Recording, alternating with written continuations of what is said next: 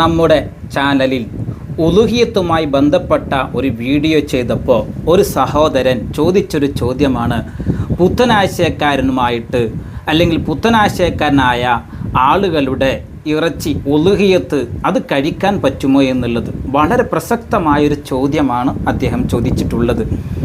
നമ്മൾ പുത്തനാശയക്കാരെന്ന് പറയുമ്പോൾ നമ്മൾ ഇന്നത്തെ കേരളീയ സാഹചര്യത്തിൽ നമ്മുടെ പണ്ഡിതന്മാർ നമുക്ക് പഠിപ്പിച്ചു തന്നത് മുജാഹിദുകൾ, തെബ്ലീഗുകാർ, കാദിയാനികൾ പോലെയുള്ള സലഫികളായ ആളുകൾ, ഇവരെ പറ്റിയാണ് നമ്മളൊക്കെ പുത്തനാശയക്കാർ എന്ന് പറയുന്നത്.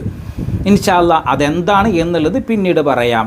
ഇപ്പോൾ അദ്ദേഹത്തിൻ്റെ ചോദ്യത്തിലേക്ക് നമുക്ക് വരാം. ചോദ്യം പ്രസക്തമായ ചോദ്യമാണ്. ഉലുഹിയത്ത്, ഇങ്ങനെ പുത്തനാശയക്കാരായ ആളുകളുടെ ഉലുഹിയത്ത് അത് വാങ്ങിക്കഴിക്കാൻ പറ്റുമോ എന്നുള്ളത് നമ്മൾ മനസ്സിലാക്കണം. ഈ ബിദ്അത്ത്, അതാണ് പുത്തനാശയക്കാരെന്ന് പറയുന്നത്. ബിദ്അത്ത് രണ്ട് രൂപത്തിലുണ്ട്. ഒന്നാമത്തെ ബിദ്അത്ത് പണ്ഡിതന്മാരൊക്കെ പറഞ്ഞത്, പൂർവ്വകാല പണ്ഡിതന്മാരൊക്കെ പറഞ്ഞത് പ്രകാരം ബിദ്അത്ത്, ഒന്നാമത്തെ ബിദ്അത്ത്, ഈ ബിദ്അത്ത് കാരണമായിട്ട് കുഫ്രിയത്തിലേക്ക് എത്തിയ ആളുകൾ, ഇത്തരം പുത്തനാശയങ്ങളൊക്കെ മനസ്സിൽ വെച്ചുകൊണ്ട് അതനുസരിച്ച് പ്രവർത്തിക്കുന്ന ആളുകളുണ്ടാവാം. അങ്ങനെ ഈ പുത്തനാശയക്കാരെ കൊണ്ട്, ബിദ്അത്ത് കൊണ്ട് കുഫ്രിയത്തിലേക്ക് എത്തിയ ആളുകൾ, അവർ അറുത്തത് എന്തായാലും കഴിക്കാൻ പറ്റുകയില്ല എന്ന വിഷയത്തിൽ പണ്ഡിതന്മാർക്കുള്ള ഒരു തർക്കവുമില്ല. കാരണം അവർ കുഫ്രിയത്തിലേക്ക് എത്തിപ്പോയി. അപ്പോൾ ബിദ്അത്ത് കൊണ്ട് കുഫ്രിയത്തിലേക്ക് എത്തിയ ആളുകളാണെങ്കിൽ എന്തായാലും പറ്റുകയില്ല എന്നത് തർക്കമില്ല. ഇനി അതല്ലാത്തിൽ പുത്തനാശയക്കാരൊക്കെ വെച്ച് പുലർത്തുന്ന ബിദ്അത്തിൻ്റെ ആശയക്കാർ, ഇവരുമായി അറുത്തത് നമുക്ക് കഴിക്കാൻ പറ്റുമോ എന്നുള്ളത്. അതായത് ബിദ്അത്ത് കൊണ്ട് കുഫ്രിയത്തിലേക്ക് എത്താത്ത ചില ആളുകൾ പുത്തനാശയക്കാരാണ്. തെറ്റായ കാര്യങ്ങളാണ് ഇവർ പറയുന്നത്, മോശമായ കാര്യങ്ങളാണ്, ഇസ്ലാമിക പ്രമാണമായിട്ട് ബന്ധമില്ലാത്ത കാര്യങ്ങൾ, ഇങ്ങനെ പുതിയ പുതിയ ആശയങ്ങൾ പറഞ്ഞുകൊണ്ടിരിക്കുന്ന കുഫ്രിയത്തിലേക്ക് എത്താത്ത ബിദ്അത്തിൻ്റെ ആളുകൾ, അവരുമായിട്ട് അവർ അറുത്ത ഉലുഹിയത്ത് അത് കഴിക്കാൻ പറ്റുകയില്ല എന്ന വിഷയം, പറ്റുമോ ഇല്ലേ എന്ന വിഷയത്തിലാണ് ഇന്നത്തെ നമ്മുടെ ചർച്ചാ വിഷയം. ഷാഫി മദ്ഹബിലെ പ്രമുഖ ഗ്രന്ഥമായ നിഹായ, മുഗ്നി പോലെയുള്ള ഗ്രന്ഥങ്ങളിൽ പറഞ്ഞത് കാണാൻ കഴിയും. തുഫ് അടക്കമുള്ള ഗ്രന്ഥങ്ങൾ പൂർവ്വകാല പണ്ഡിതന്മാർ എഴുതി വെച്ചതാണ്. അത്തരം ഗ്രന്ഥങ്ങൾ പറഞ്ഞത് കാണാൻ കഴിയും, നമ്മുടെ പുത്തനാശയക്കാരായ ആളുകൾ രോഗിയാണെങ്കിൽ അവരുമായി സന്ദർശിക്കാൻ പാടില്ല. കാരണം എന്താണ്? ആ പുത്തനാശയക്കാരുമായിട്ട് ബന്ധം പാടില്ല. അന്നാ മഅ്മൂറൂന ബിമുഹാജറത്തിഹിം, പുത്തനാശയക്കാരുമായി ബന്ധം പാടില്ല എന്ന് നമ്മോട് കൽപ്പിക്കപ്പെട്ടിട്ടുണ്ട്. അതിന് പുത്തനാശയക്കാരോട് സലാം പറയാൻ പാടില്ല, അവരുമായിട്ട് വൈവാഹിക ബന്ധം ഉണ്ടാകാൻ പാടില്ല, അതുപോലെ തന്നെ പുത്തനാശയക്കാരുമായിട്ട് കൂടിക്കലരാൻ പാടില്ല, സൗഹൃദം പാടില്ല എന്നൊക്കെ ഇമാമിങ്ങൾ അവർ ഗ്രന്ഥങ്ങളിൽ എഴുതി വച്ചിട്ടുണ്ട്.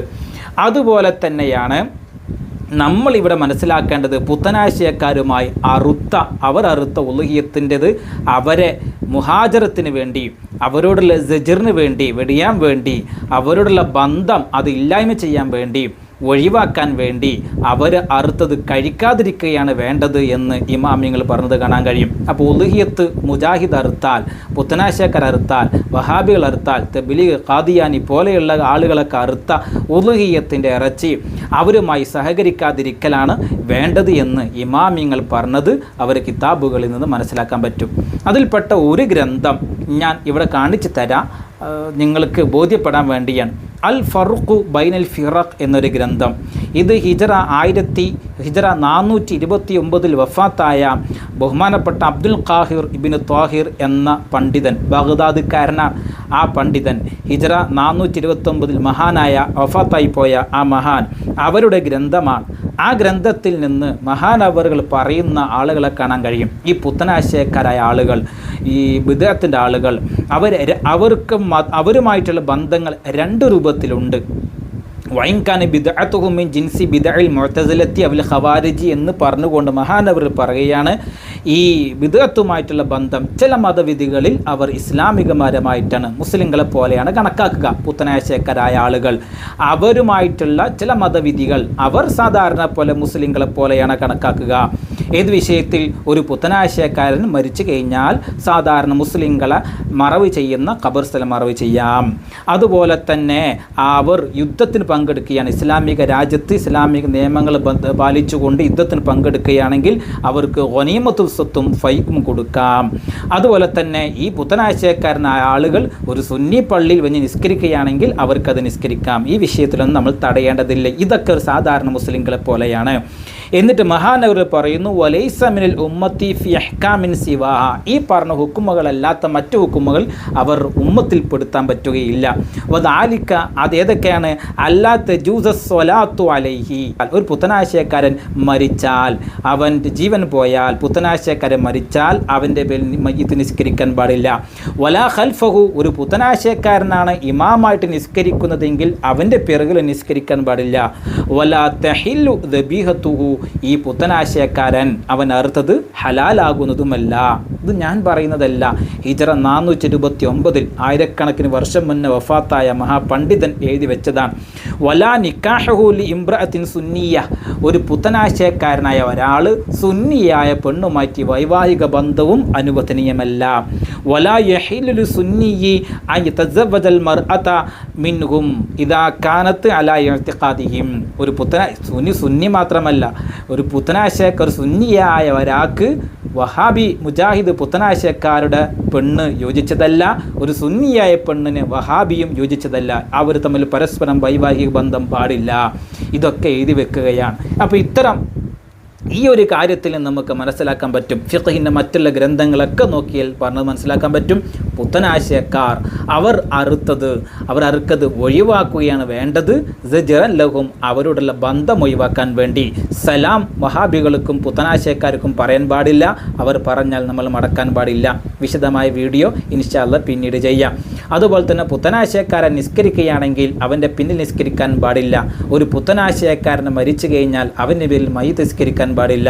ഒരു പുത്തനാശയക്കാരനായ ഒരാളുണ്ട് രോഗിയായിരിക്കുകയാണെങ്കിൽ അവരെ സന്ദർശിക്കാൻ പാടില്ല.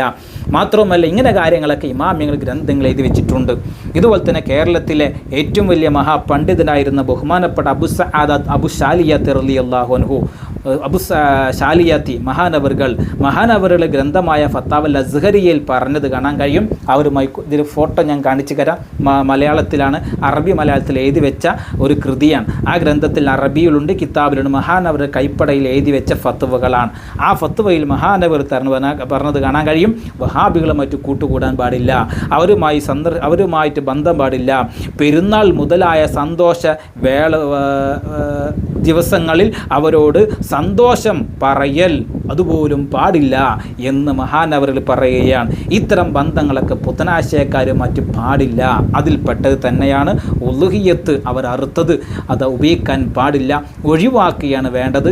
ഇതാണ് സൂക്ഷ്മത. പൂർവ്വകാല പണ്ഡിതന്മാർ പറഞ്ഞത് ഇപ്രകാരമാണ്. അതുകൊണ്ട് സഹോദരന്മാരെ, നിങ്ങളുടെ സംശയങ്ങൾ കമൻറ്റ് ചെയ്യുക. വസല്ലല്ലാഹു വസല്ലമ അലാ സയ്യിദിന മുഹമ്മദിൻ വഅലാ ആലിഹി വസ്വഹ്ബിഹി അജ്മഈൻ.